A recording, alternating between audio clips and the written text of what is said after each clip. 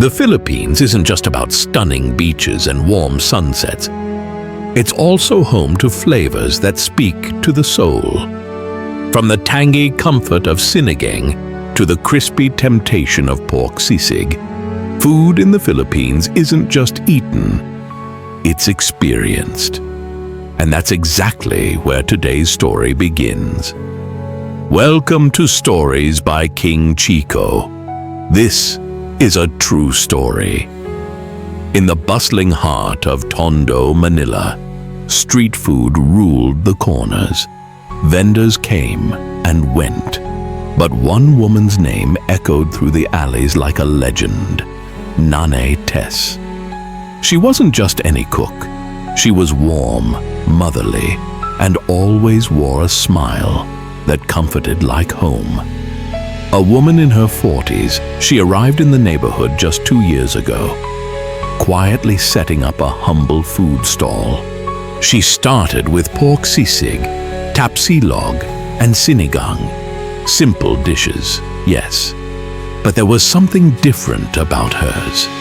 It was not just delicious, it was addictive. Everyone who tasted her food left with a smile. They said it didn't just taste good, it made them feel good. Some even swore it helped them feel better when they were sick. They said her beef tapa tasted like nothing they have ever had. Others argued that it was her pork sisig. People just couldn't get enough of her tasty good food. People lined up, morning till night. From call center workers to tricycle drivers, from executives to jeepney barkers, all drawn in by the aroma. Even visitors from far-flung cities made it a point to stop by.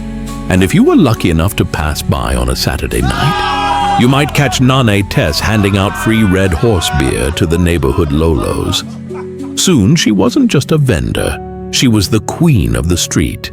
Her success forced nearby vendors to rethink their game. They just couldn't compete.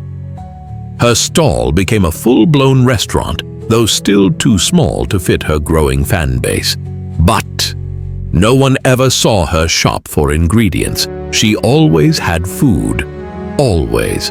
While others ran out of rice or meat, Nanay Tess kept cooking until 2 a.m. No one cared because the food was too good. Her food unmatched, her story untouched, until one day, something strange happened. A 28-year-old man named Melvin, visiting Manila for business, heard about this miracle cook from his colleagues. They promised him a meal he'd never forget. And when they arrived, the place was packed, as always. They waited their turn and eventually they got seated, and Melvin ordered the famed beef tapa. His colleagues ordered too. One bite.